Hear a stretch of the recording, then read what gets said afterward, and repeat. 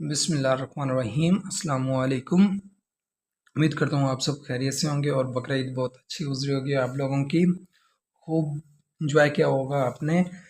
तो इसी के साथ चलते हैं अपने टॉपिक की तरफ। Introduction of trigonometry. ट्रिग्नोमेट्री के हवाले से हम एक शॉर्ट इंट्रो करेंगे इसका, और उसके बाद वो भी जस्ट हमारे पास 4 से 5 क्वेश्चंस हैं उनके हवाले से, ताकि उनके हवाले से जितने भी कंसेप्ट हैं उनको हम क्लियर कर सकें और सॉल्व करने में आसानी हो, या उसका रेलिवेंट जितने भी बाकी क्वेश्चन हो।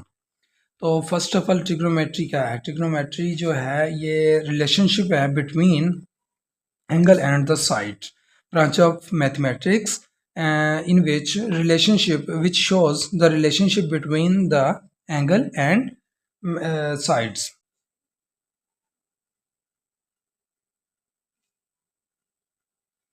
Branch of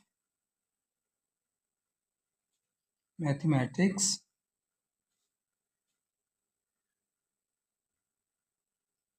which shows the relationship between angles and sides. अब ये जो रिलेशनशिप है ये एंगल और साइड्स के दरमियान होता है, मतलब कि जो एंगल, जिस एंगल के ऊपर हमने कोई भी स्ट्रक्चर ड्रॉ करनी है या कोई भी चीज़ बिल्डअप करनी है उसके हवाले से, और उसकी साइड के अंदर हमारे पास बेस भी आ जाती है, हाइट भी आ जाती है, लेंथ भी आ जाती है, ये परपेंडिकुलर भी हो सकती है हाइपोटेन्यूस, या बेस के तौर पर भी हॉरिजॉन्टल भी हो सकती है, इसकी कोई भी डायरेक्शन हो सकती है। जस्ट हमने क्या करना है, उसके एंगल के बिहाव पे उसको स्टेबल करना है कि वो जो चीज़ है वो लाइफ टाइम के लिए या कुछ अरसे के लिए उसको हम स्टेबल कर सकें या बिल्डअप कर सकें। इनके दरमियान हमने रिलेशन बताना है। अब जो ट्रिग्नोमेट्री के हवाले से है ना, ट्रिग्नोमेट्री के अंदर जब एंगल्स की अगर बात करें तो यहाँ पर 6 फंक्शन हैं total. There are 6 functions, 6 functions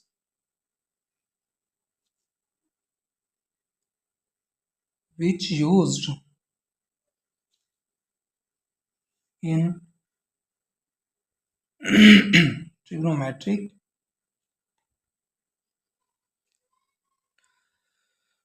अब ट्रिग्नोमेट्री के अंदर क्या कहता है कि भी 6 फंक्शन हैं जिनको हम यूज करते हैं एज अ एंगल।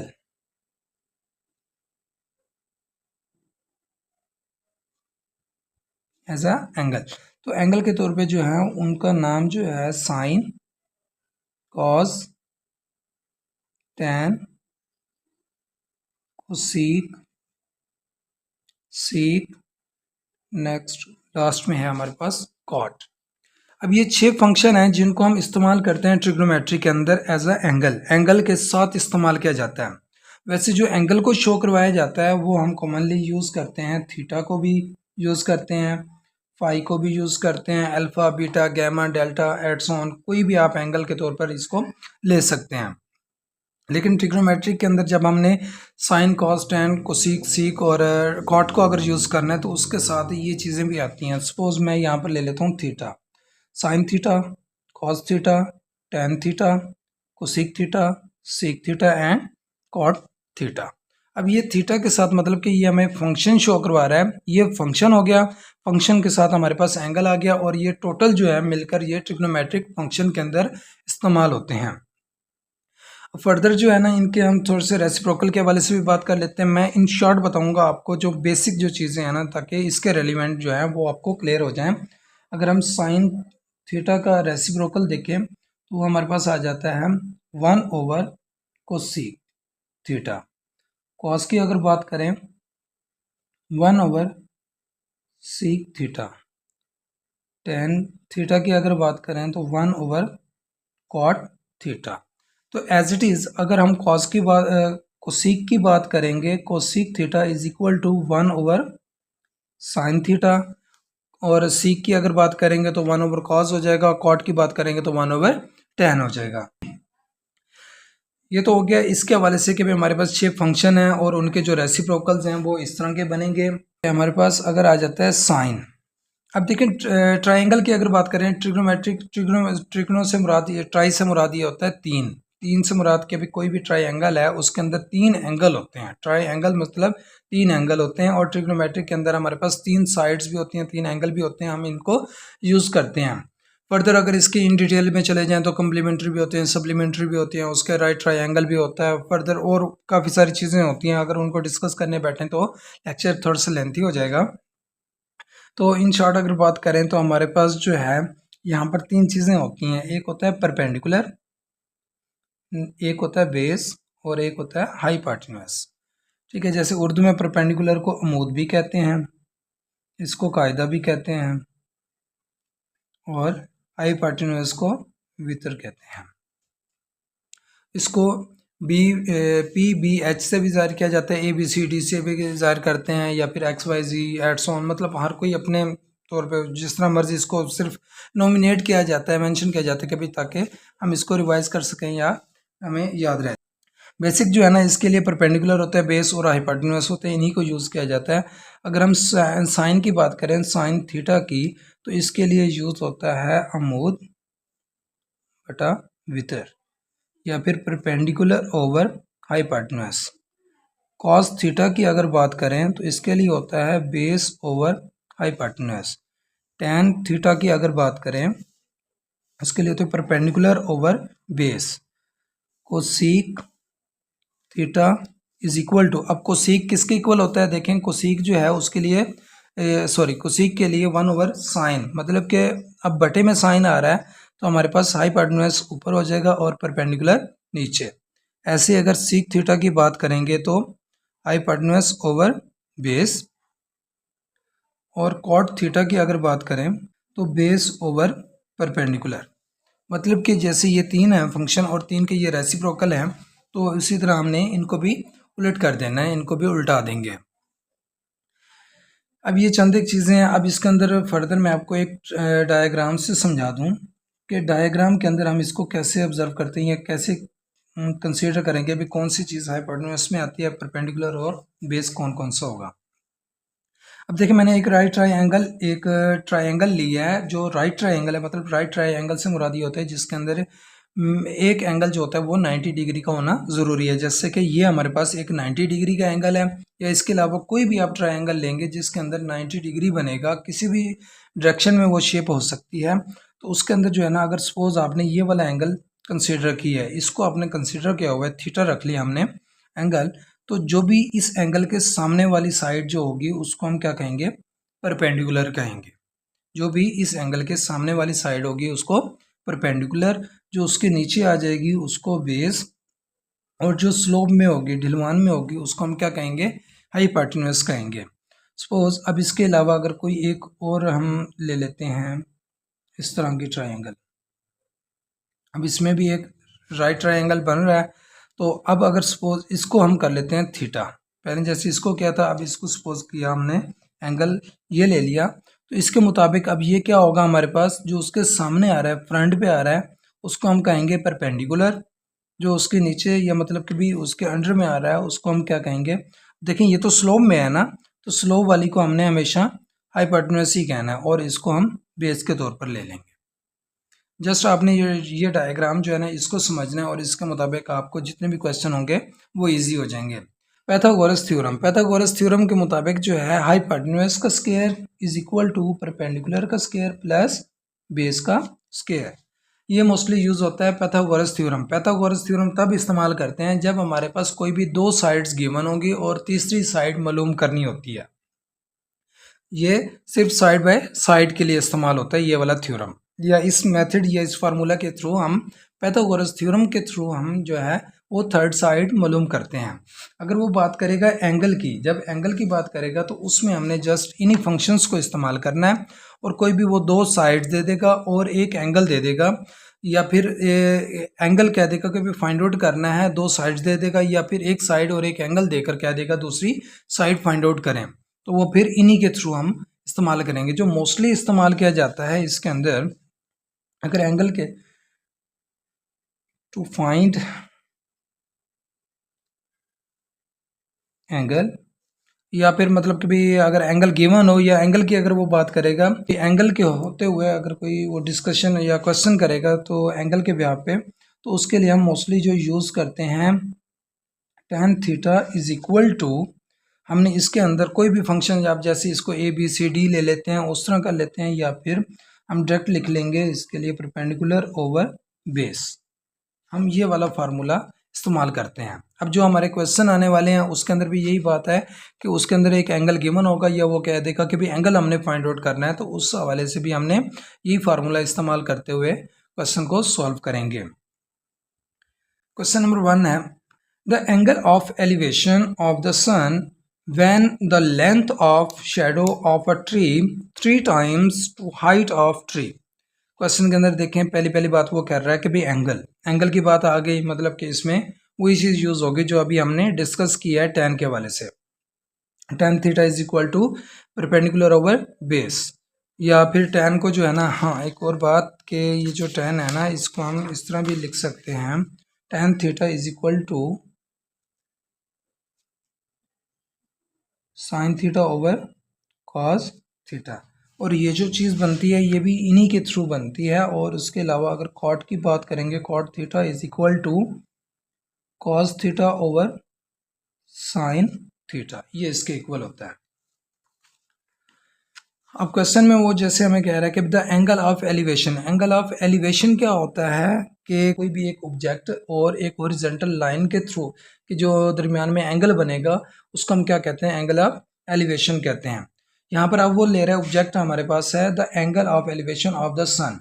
सन हमारे पास ऑब्जेक्ट हो गया, सपोज वो कह रहा है कि कोई भी एक सन ये ऑब्जेक्ट हो गया when the length of the shadow of a tree. अब जिसके थ्रू ले रहा है वो क्या है हमारे पास ट्री, वो कहता है कि भाई कोई भी एक हमारे पास दरख्त है। अब हम यहाँ पर स्ट्रक्चर सिंपली बना लेते हैं हम, तो ये हमारे पास सपोज एक दरख्त हो गया, ठीक है जी। अब वो कह रहा है कि भाई इसके थ्रू ये सूरज और ये दरख्त, angle of elevation of sun when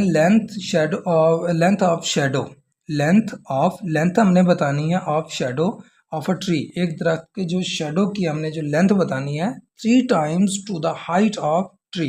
वो कहता है कि भाई ये जो इसकी लेंथ है ना वो 3 टाइम होगी, 3 टाइम होगी, ये है 3 time of the height. Height हम सपोज कर लेते हैं ये हमारे पास हाइट है इसकी h is equal to late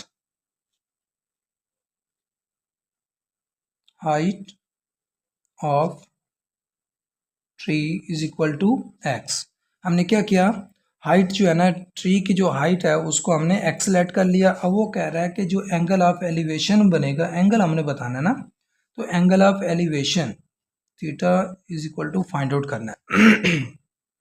वो कहते हैं ये जो हमने एंगल बताना है इसके मुताबिक क्या आएगा कि हाइट जो लेंथ जो है ना वो हाइट के 3 गुना है। तो हम क्या करेंगे, then the length of tree 3 times of the height, तो ये 3 टाइम हो गई हाइट के। अब हमारे पास हाइट भी आ गई, x हमने सपोज कर ली और उसके साथ ही हमने लेंथ भी ले ली, 3x आ गया। अब मैंने अभी आपसे बात की थी कि जब भी हम ये चीज़ यूज़ करेंगे, जब एंगल फाइंड आउट करना होगा तो इसके अंदर हमने मोस्टली tan थीटा को ही इस्तेमाल करना है। और tan थीटा के लिए अब देखें यहाँ पर जो है हमारे पास परपेंडिकुलर एंगल के सामने वाली जो चीज़ होती है वो क्या होती है, परपेंडिकुलर होती है, और जो एंगल के नीचे आएगी वो क्या होती है, बेस। अब tan का फार्मूला क्या था, या tan थीटा को अगर अभी हम स्किप कर दें तो हमें पता है कि भी हमारे पास परपेंडिकुलर गिवन है, ओवर बेस भी गिवन है। और परपेंडिकुलर ओवर बेस जो होता है वो किसके इक्वल होता है, tan थीटा के इक्वल होता है। मैंने इसको पहले लिख दिया, लेकिन आप इस तरह भी कर सकते हैं कि भाई अगर हमारे पास हाइट गिवन है, मतलब हाइट जो है परपेंडिकुलर हो गई इसके एंगल के मुताबिक, और जो है ना लेंथ हमारे पास 3x हो गई, हाइट ओवर ये लेंथ करेंगे तो वो किसके इक्वल आ जाएगी, हमारे पास tan थीटा के इक्वल आ जाएगी। तो हमने इसके इक्वल रख लेना है, और उसके बाद हमने मालूम क्या करना था, theta, then tan theta is equal to, we know that the value of perpendicular और द परपेंडिकुलर, या फिर लेंथ कर लो, हाइट कर लो और लेंथ। अब हाइट हमारे पास है x, और जो लेंथ है वो है 3x। अब tan थीटा की अगर बात करें, इसको फर्दर सिंप्लीफाई कर देते हैं, x को x से काट देंगे तो 1/3 रह जाएगा।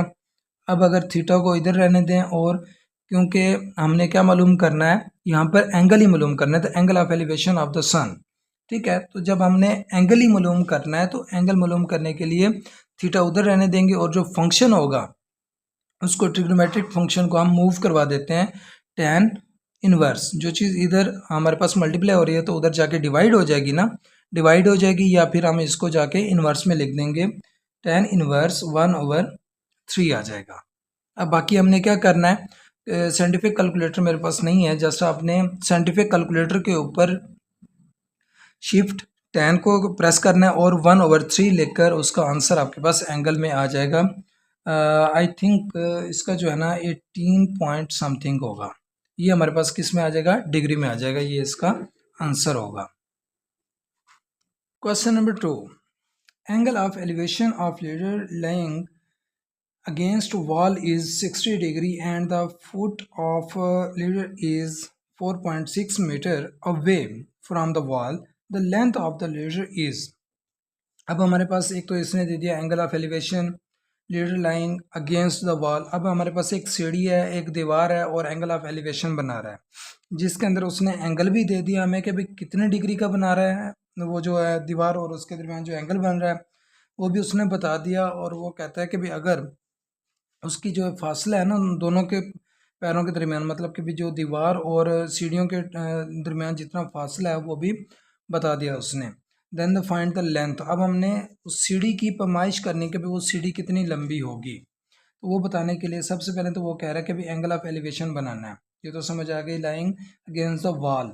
अब किसके दरमियान बनाना है हमने, एक तो हमारे पास वॉल होगी, ठीक। नेक्स्ट वो कह रहा था फुट ऑफ द लीडर। अब वो कह रहा है कि भी वॉल और लीडर के दरमियान, लीडर हम ना यहाँ पर कोई भी अपनी तरफ से एक सीढ़ी बना लेते हैं। हमने कह दिया कि भी एक सीढ़ी को हमने इसके अगेंस्ट रख दिया, दीवार के साथ लगा कर रख दिया।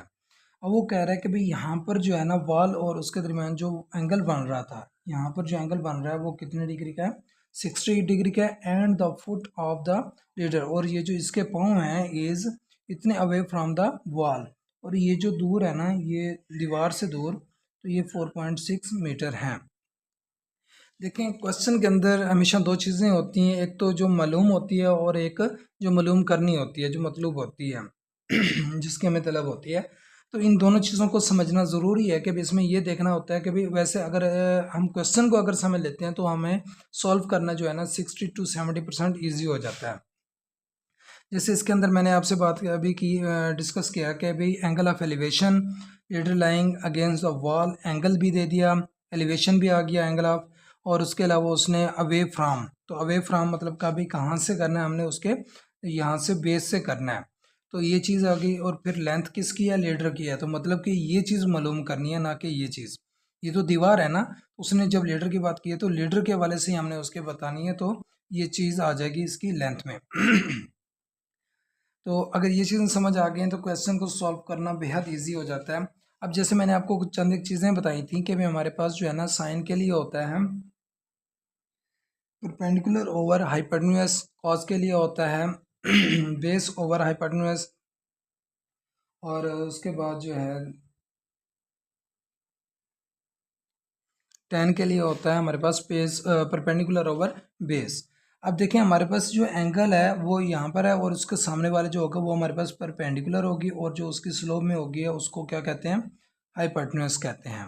अब इसके मुताबिक देखें एंगल क्या बनेगा, एंगल तो गिवन है हमें 60 डिग्री, उसके बाद हाइपोटेन्यूज हमने मालूम करना है इज इक्वल टू एक्स, और परपेंडिकुलर जो है जो 4.6 मीटर है, ये चीज़ें गिवन है।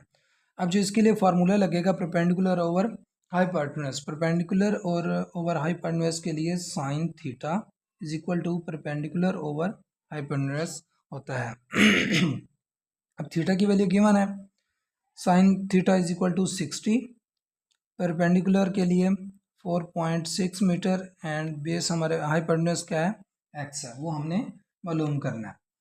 तो अब देखें कि यहाँ पर अगर साइन 60 को और एक्स को मैं अगर रिप्लेस कर दूँ आपस में, एक्स उस साइड पे, क्योंकि ये हमने मालूम करना है 4.6 मीटर और साइन 60 डिग्री, अगर आप इसकी वैल्यू साइंटिफिक कैलकुलेटर पे निकालेंगे तो हमारे पास जो वैल्यू आएगी साइन 60 की 0.8660 समथिंग आएगी।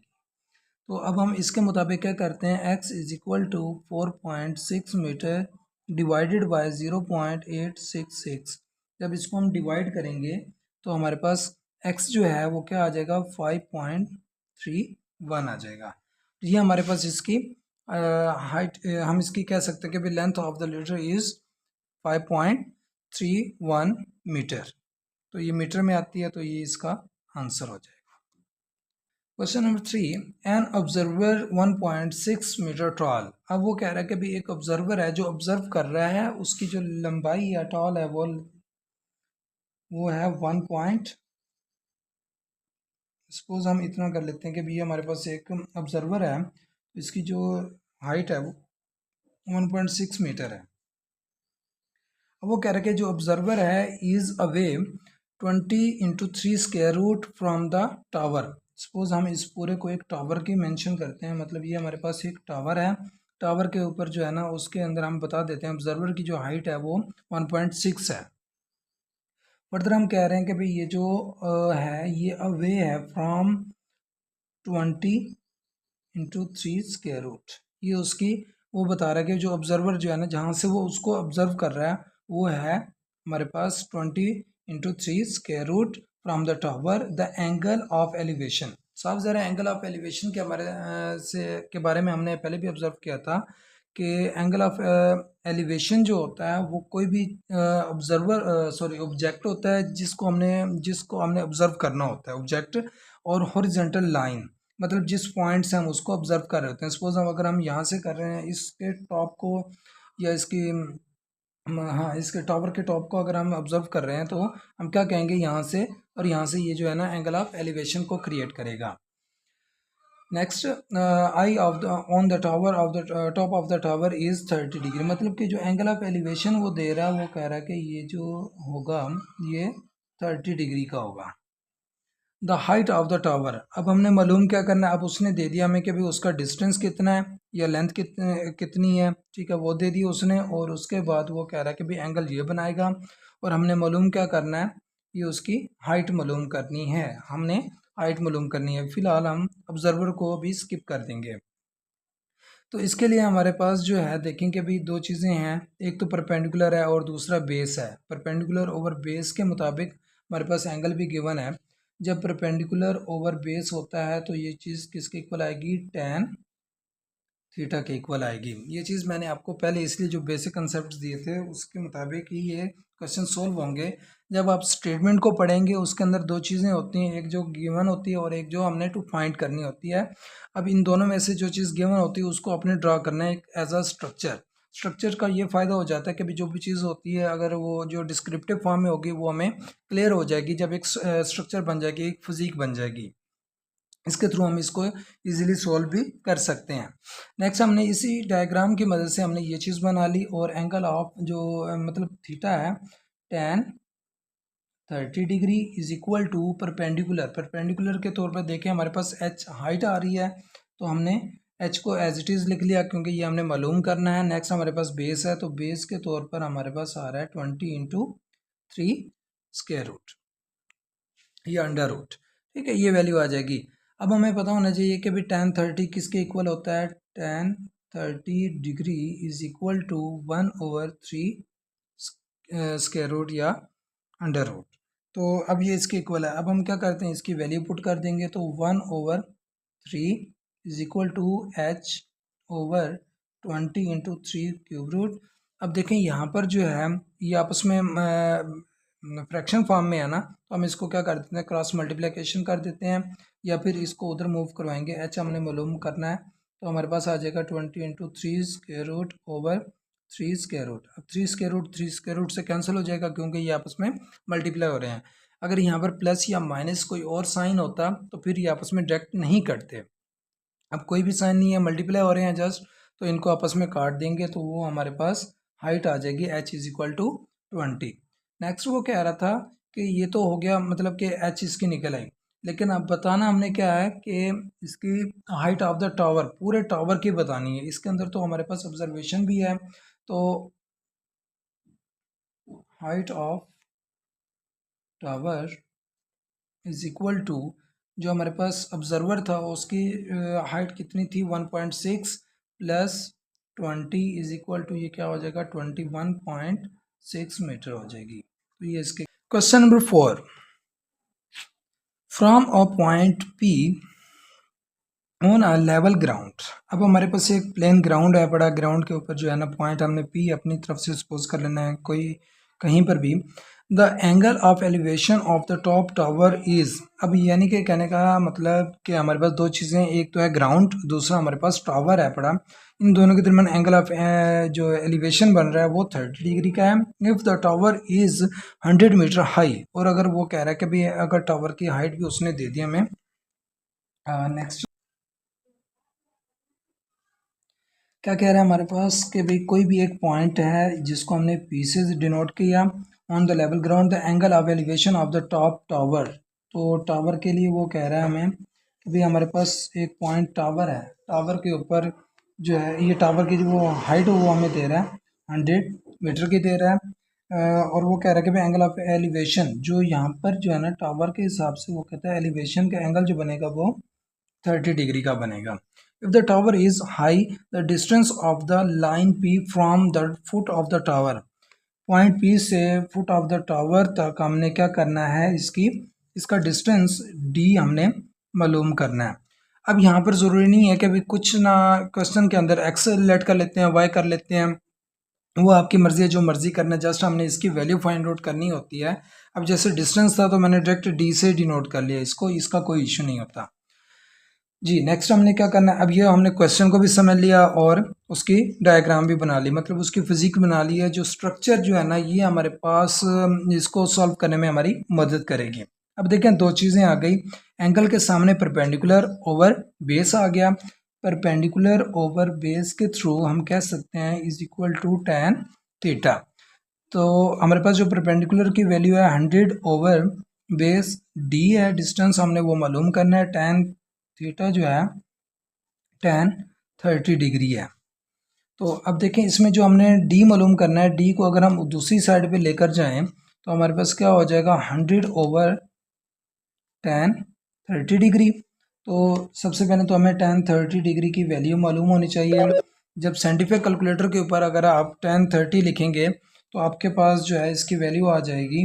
वैसे अगर फ्रैक्शन में देखें तो 1 ओवर टेबल अगर आपको ज़ुबानी याद होंगे तो इसके इक्वल होता है, अगर आप इसको कैलकुलेटर पे निकालेंगे तो 0.5773 समथिंग इस तरह आ जाएगी। आपकी मर्ज़ी है कि 3 डिजिट तक ले लें या 4 तक ले लें, वो आपकी मर्ज़ी। तो आंसर फिर भी दोनों में एक्यूरेट होगा। अच्छा जी, ये चीज़ हो गई tan 30 is equal to this one. अब हमने क्या करना है, इसकी वैल्यू पुट कर देते हैं, d is equal to 100 divided by 0.5773।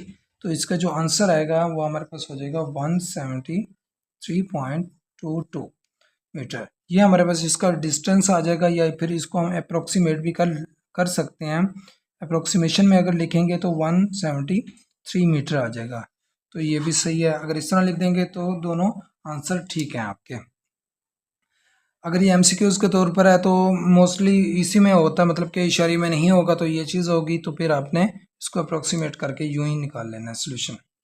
Two ships are sailing in sea on two sides of a lighthouse. Angle of elevation of the top of lighthouse is observed from ship are 30 degree and the 45 degree respectively.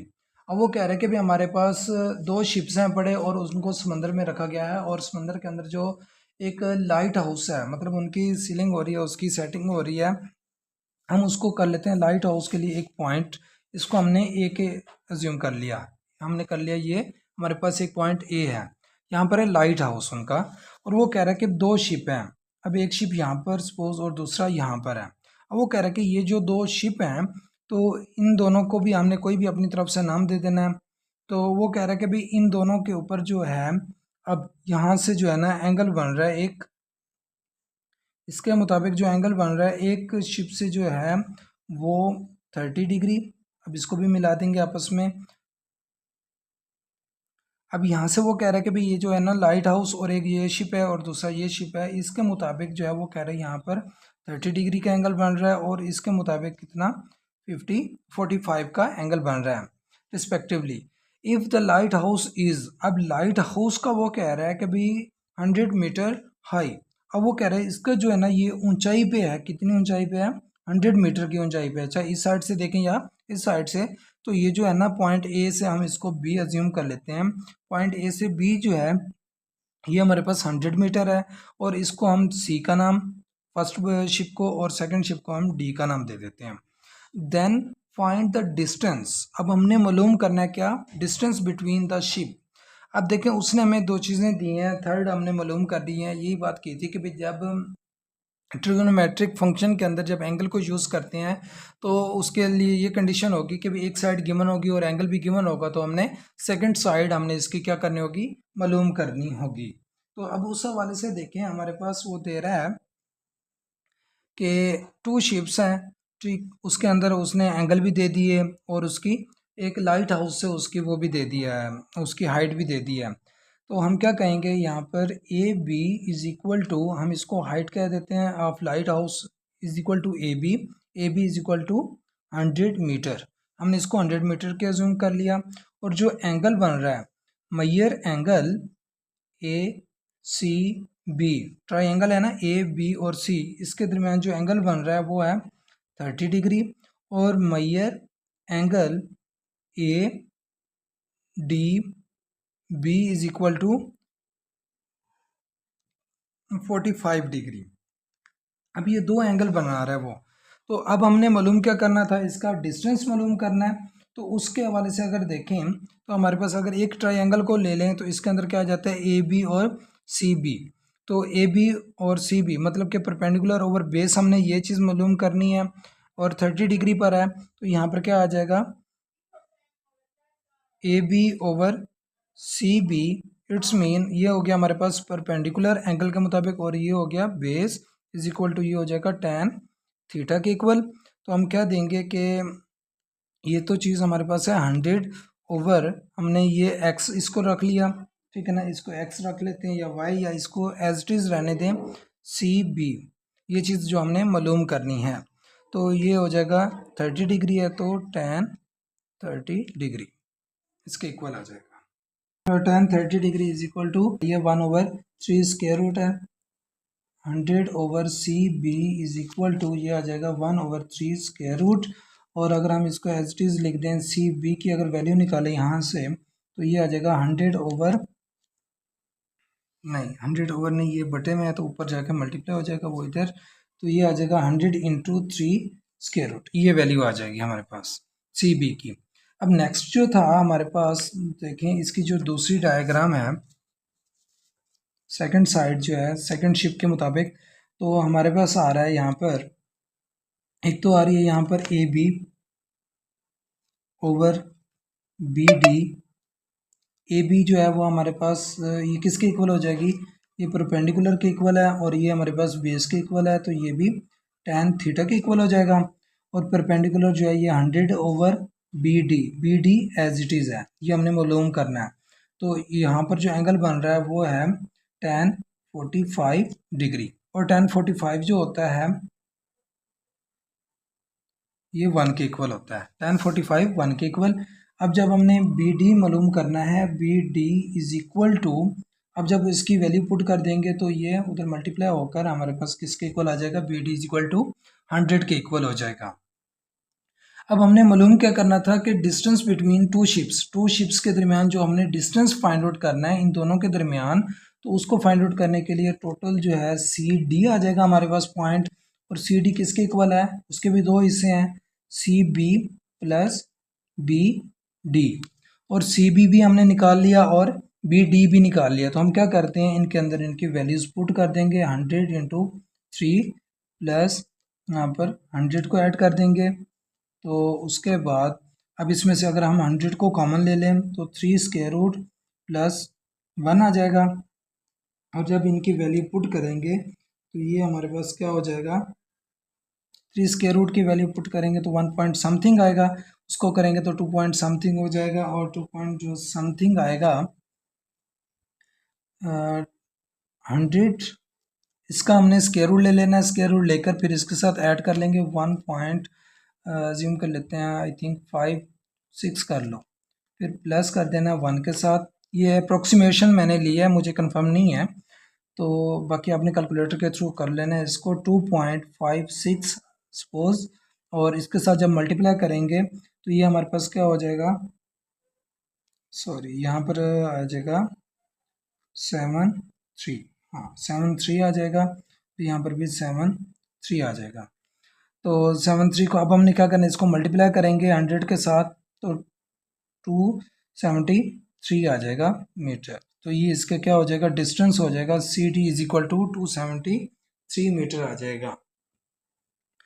इस question को एक मरतबा दोबारा revise कर लेते हैं। Question है हमारे पास, 2 ships आर सेलिंग, क्या कह रहा है क्वेश्चन के अंदर, two ships are sailing in the sea on the 2 sides of a lighthouse. अब वो कह रहे हैं कि ऊपर हमारे पास एक बिजली का घर है जहाँ से बिजली हम प्रोवाइड कर रहे हैं इसको, या रोशनी डाल रहे हैं, और नीचे 2 शिप्स हैं हमारे पास। Angle of the elevation of the top of the lighthouse is observe from the ship और 30, मतलब जो उसके ऊपर ऑब्जर्वेशन या जो रोशनी डाल रहा है एक 30 डिग्री पर है और दूसरे के ऊपर 45 डिग्री के एंगल पर रोशनी पड़ रही है respectively.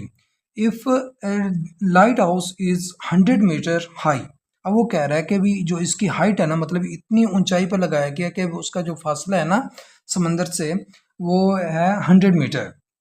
Then find the distance between the ship. सबसे पहले हमने डायग्राम बनानी है कि भी एक पॉइंट लाइट हाउस लिया, उसके बाद 2 शिप्स ले लिए और उनके दरमियान एक पॉइंट जो है ना डिस्टेंस उसका वो हाइट बताने के लिए और एंगल बता दिया एलिवेशन के बताने के बाद फिर हमने उसके अंदर से, अब देखो ए बी हमारे पास गिवन है एच के इक्वल है, ठीक, और एक ट्राइंगल ये बन रही है, दूसरी एक ट्राइंगल है हमारे पास major angle A C B और दूसरी है ए डी बी। तो हमने दोनों के एंगल लिख लिए हैं। लिखने के बाद सबसे पहले हम एक को सॉल्व करते हैं, ए सी बी को। अगर ए सी बी को करेंगे तो A B over C B आ जाएगा। A B over C B जो होगा वो परपेंडिकुलर ओवर बेस आ जाएगी। तो ये चीज़ किसके इक्वल होती है, tan थीटा के। अब ए बी जो है ना वो 100 के इक्वल है, इनकी वैल्यूज पुट कर लेंगे। ए बी गिवन है और सी बी हमने मालूम करना है, उसको एज इट इज़ रहने देंगे, बाकी वैल्यूज पुट करके अब tan 30 की भी वैल्यू पुट कर दी हमने। इसको इसमें से अब सी बी की जब वैल्यू निकालेंगे तो बाकी चीज़ें, ये इधर डिवाइड हो रहा है उधर जाके मल्टीप्लाई हो जाएगा, तो ये चीज़ आ जाएगी। नेक्स्ट देखें, दूसरी शिप जो थी उसके थ्रू जो एंगल बन रहा था A B over B D is equal to P over B, मतलब कि परपेंडिकुलर ए बी जो है वो परपेंडिकुलर है एंगल के मुताबिक और बी डी जो है ना वो बेस में आता है। तो ये भी tan थीटा के इक्वल एंगल पुट करेंगे और tan थीटा 45 जो होती है वो 1 के इक्वल होता है, वो 1 के इक्वल होगा tan 45 डिग्री जो होती है। अब इनकी वैल्यूज़ हमने पुट की तो वो क्या हो जाएगा, इसको जब सिंप्लीफाई करेंगे तो B D is equal to 100 आ जाएगा। अब मालूम क्या करना था, अब देखें हमारे पास यहाँ पर तो इसके मुताबिक जो अभी तक हमने मालूम किया वो एक ये हिस्सा मालूम किया और दूसरा ये, लेकिन हमने तो टोटल डिस्टेंस फाइंड आउट करना है ना, find the distance between the ships, 2 ships. तो उनके दरमियान जो टोटल डिस्टेंस फाइंड आउट करने के लिए कंप्लीट, तो सी से डी आएगा, तो सी से डी इज इक्वल टू हो जाएगा C B plus B D, C B plus B D. अब सी बी की भी वैल्यू पुट कर दी, वो भी हमारे पास गिवन है, और बी डी की भी वैल्यू हमने पुट कर देनी है। इन दोनों की वैल्यूज़ पुट करके फिर इसमें से हमने कॉमन ले लिया ताकि इजीली हम इसको सॉल्व कर सकें, या फिर आप इसका स्क्वायर रूट लेकर इसके साथ मल्टीप्लाई करके फिर भी ऐड करेंगे तो तब भी यही आंसर आएगा। फिर इसको कैलकुलेट करेंगे, मैं फर्दर लिख देता हूँ, इसकी वैल्यू 1.73 अप्रोक्सीमेशन है, ठीक है, मुझे भी कंफर्म नहीं है लेकिन लमसम इसी के इक्वल ही है, तो ये मैंने लिया है और ये वैल्यू इसके अंदर पुट कर देंगे। फिर हमारे पास क्या आ जाएगा, इसका total distance of 2 ships is this one, ये चीज़ है।